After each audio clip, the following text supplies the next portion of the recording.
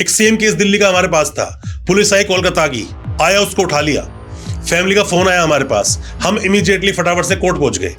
हम कोर्ट पहुंच गए और कोर्ट जाते ही पहला जैसे ही उन्होंने पेश किया कि वह ट्रांजिट रिमांड चाहिए, ट्रांजिट रिमांड बोलते हैं इसको, जब एक स्टेट दूसरे स्टेट लेकर जा रही है पुलिस, तो ट्रांजिट रिमांड चाहिए। मैंने उसको बोला कि सर ये तो मामला जो है अप टू 7 इयर्स का है, चीटिंग का मामला 420 का मामला, नोटिस तो सर्व ही नहीं किया। अभी पहले की बात है ये, तो मैंने नोटिस सर्व नहीं किया।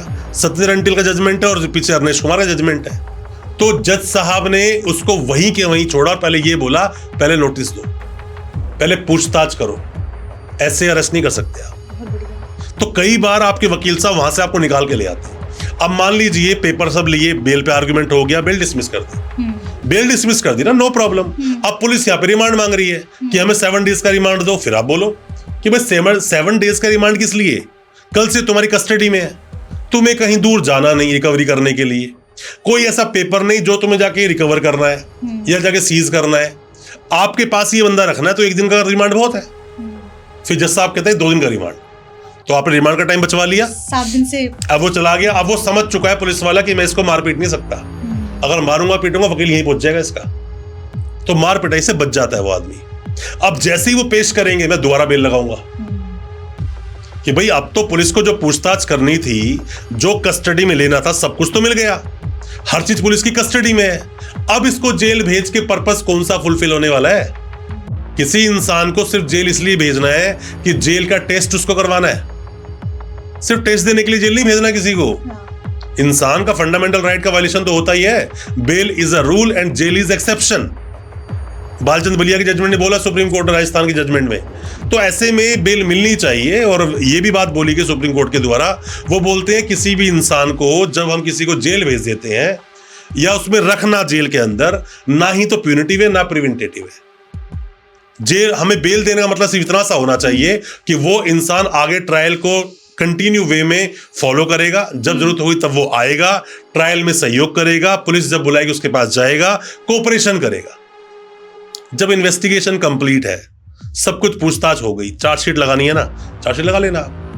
अपने देश का नियम यही बोलता है कि जब तक इन्वेस्टिगेशन कंप्लीट नहीं है तब तक उसे कस्टडी में रख लो, वरना वो डॉक्यूमेंट के साथ छेड़छाड़ कर सकता है, गवाहों को धमका सकता है, इसलिए जेल में रखा जाता है। इसलिए वो कस्टडी इसलिए होती है एग्जैक्टली, कि फिर उसको बेल बाद में मिल जाती है। तो बेल देनी भी चाहिए, और क्योंकि अपने देश का कानून ये बात तो बोलता ही नहीं बेल नहीं मिलेगी, या बिल्कुल क्लियर दिख रहा हो इसी ने अपराध किया है, या फिर एनडीपीएस जैसे जो कानून है सेक्शन 37 बड़ा क्लियर बोलता है, या फिर पीएमएलए की सेक्शन 50 बड़ा क्लियर बात बोलता है।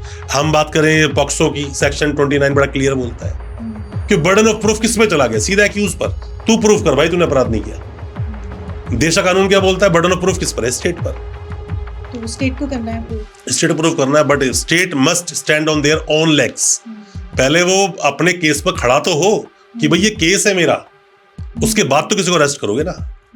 एक्चुअली देश का जो कानून है ना, ये बहुत ज्यादा टिपिकल नहीं है, बस कॉम्प्लिकेट लगता है ना, कॉम्प्लिकेट लगता है, कॉम्प्लिकेटेड है नहीं है जी, लगता जरूर है। लगता क्या आम इंसान को, हमारी किताबें देखते हैं मोटी मोटी बंदा को नींद पहले आ जाती है। हाँ जी सर। अब हम लोग क्या, हम जानते हैं उस किताब में मेन बात क्या लिखी है, तो इसलिए हमें पढ़ने में ज्यादा प्रॉब्लम होती नहीं है, क्योंकि उसको पढ़ते पढ़ते हमारी प्रैक्टिस ऐसी हो चुकी है, रोजाना 100 200 पेजेस की पिटीशन पढ़ते ही हैं, मतलब डेली की ये रूटीन है हम लोगों का। तो हमारे लिए फर्क नहीं पड़ता वो पिटीशन कितनी मोटी है, बुक कितनी मोटी है, आपकी चार्जशीट कितनी मोटी है। 10 20 हजार पेजेस की चार्जशीटें लगती है कोर्ट में, 10-20 हजार पेजेस की। एनडीपीएस केसेस आप देख लो, इकोनॉमिक ऑफेंसेस आप देख लो, पीएमएलए केसेस आप देख लो, इतनी मोटी मोटी चार्जशीटें लगती हैं कि पढ़ने में इंसान जैसी हाथ में आती है ना, पहले बहुत मोटी फाइल, बल्कि फाइल देखकर ही लगता है शुरू कहां से करें। पर हमको पता होता है कि कितने पेज के बाद क्या होगा, कितने पेज के बाद क्या होगा, तो ज्यादा हमें प्रॉब्लम उसमें होती नहीं, तो इजीली पढ़ लेते हैं। एक्सपीरियंस हो गया है। एग्जैक्टली। सर आपने जिक्र किया ट्रायल का, मुझे बातें बताई, तो ये ट्रायल चलता कैसे सर, ये ट्रायल क्या होता है? देखिए ट्रायल ना सभी, वैसे जो क्या बेसिक स्ट्रक्चर है ना वो सेम है सभी केसेस का, पर कई जगह इसको थोड़ा थोड़ा बदल दिया गया, चीजें रूपरेखा बदल जाती है। जैसे पॉक्सो में देखो, ट्रायल का सबसे महत्वपूर्ण जो एक अंग है ना, वो गवाही है, स्टेटमेंट है, टेस्टमनी है, कि हम किस तरह से टेस्टमनी ले रहे हैं, किस तरह से उसे क्रॉस किया जा रहा है बच्चे को या उस गवाह को। तो जैसे आप 307 का मामला देखते हो, अटेम्प्ट टू मर्डर का, तो उसमें सामने खड़ा है गवाही देने वाला, तो जब मैं क्रॉस करूंगा ना तो मेरे सामने ही होगा जैसे आप हो, और पास चला जाऊंगा तो मैं थोड़ी तेज आवाज में सवाल पूछ सकता हूँ, वो बंदा प्रेशर में आ सकता है। हाँ। मैं अपनी सभी तरह की टेक्निक्स उस पर इस्तेमाल कर सकता हूँ। पर पॉक्सो में ऐसा नहीं होता। पॉक्सो में जब बच्चे की गवाही होती है, बच्चा एक स्क्रीन पे होता है। अच्छा।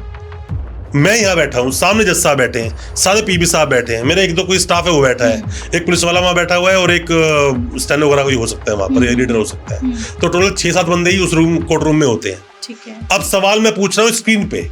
सवाल स्क्रीन में क्या पूछ रहे हैं कि बेटा ये बात ठीक है, जिस डेट की आप घटना बोल रहे हो उस डेट पर तो आप दिल्ली में नहीं थे। अब देखो मैं ये सवाल पूछ रहा हूँ। अब एक सवाल मेरा 307 वाले के पास आया कि तू ये झूठ बोल रहा है कि जब तेरे को चोट लगी तो इसने तेरे को चोट मारी, जबकि तू खुद पहले पिट कर आया था, ड्रिंक बहुत ज्यादा करता है। तरीका फर्क बदल पड़ गया। गया। हाँ।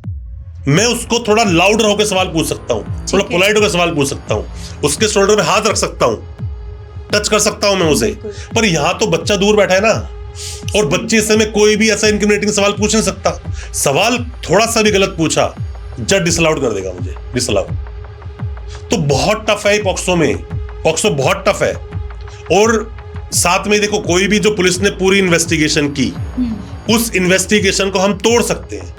हमारी उसी चीज की ट्रेनिंग है, हमारी उसी चीज की प्रैक्टिस है, हम उसी चीज को रोज रोज रोज रोज रोज कर रहे हैं। ब्रूसली बात बोलता है ना, ब्रूसली कहता है मुझे तेरे उस पंच से डर नहीं है कि जिस पंच में बहुत पावर बहुत तेज मार सकता है, मुझे तेरे उस पंच से डर लग रहा है जिसकी प्रैक्टिस तो लगातार हजारों बार कर चुका है। तो हम ये चार्जशीट को पढ़ पढ़ कर कमियां निकालने खेलना रोज करते हैं, रोज करते हैं। हम वकील हैं, हम लोग वकील हैं, पढ़ना हमारी हॉबी बन जाती है, पुलिस वालों से लड़ना एक तरह का पैशन बन जाता है, और कोर्ट में इन चार्जशीटों को तोड़ना, उसको तोड़ने में हमें मजा आता है। तभी हम कोर्ट में बोल पाते हैं that we are the criminal advocates, we are the criminal lawyers. It's not easy at all. किसी इंसान के लिए आप लड़ रहे हो, हमारी कुछ गलतियों से उस इंसान की जिंदगी जेल में कट सकती है, और हमारी थोड़ी सी सूझबूझ से वो इंसान बाहर आ सकता है। तो कोई इंसान फिर लॉयर्स को कुछ भी बोले, बट हमारा प्रोफेशन बिल्कुल भी आसान नहीं, इजी नहीं। ये दो धारी तलवार है, कभी कभी खुद को भी काट सकती है। तो इसीलिए कोर्ट में हर बात को बड़ा ही तोल मोल के हमको बोलना पड़ता है। इसीलिए जो वकील की जो फेटर्निटी हम लोगों की, इसलिए यूनिट रहती है, यूनाइट है हम सब लोग, और हम लोग अपनी आवाज के साथ दूसरों की आवाज भी उठाते हैं, क्योंकि हमें पता है आए दिन आप देखते हो कोई ना कोई अटैक हो जाता है वकीलों पर। जी। क्रिमिनल वकीलों पे तो होता है, कि सिविल पे नहीं होता, उन पे भी होता है। तो it's a part of our life and part of our work. वो पर्सनल ले लेते हैं ना कि क्रिमिनल नहीं लेती है पर्सनल। मैं फिर आपसे बोला ना मैंने आपको कि इंसान अगर जब अपने बारे में सोचना बंद कर दे, अपनी ईगो से बाहर निकल जाएगा ना, तो वो सही मायनों में इंसान बन जाता है। भटका हुआ इंसान, जो एक भटका हुआ इंसान है, फेसबुक पे इंस्टा पे एक फोटो डालो, भटका हुआ इंसान फालतू गाली देगा आपको। बिल्कुल। लेना नहीं देना नहीं, उसको आप जानते नहीं, वो आपको नहीं जानता, उसको मजा आ रहा है गाली देने में। ये ज्ञान देगा बिला वजह का, उसको मजा आ रहा है गाली देने उसको में। मजा आएगा। अब कोई जो समझदार आदमी है, जो समाज को जानता है, चीज जानता है, देखो मैं क्या बोलता हूं, आप कोई भी वीडियो बना रहे हो, कुछ भी आप बोल रहे हो, उससे आप समाज को क्या वैल्यू दे पा रहे हो, ये चीजें बहुत मैटर करती है।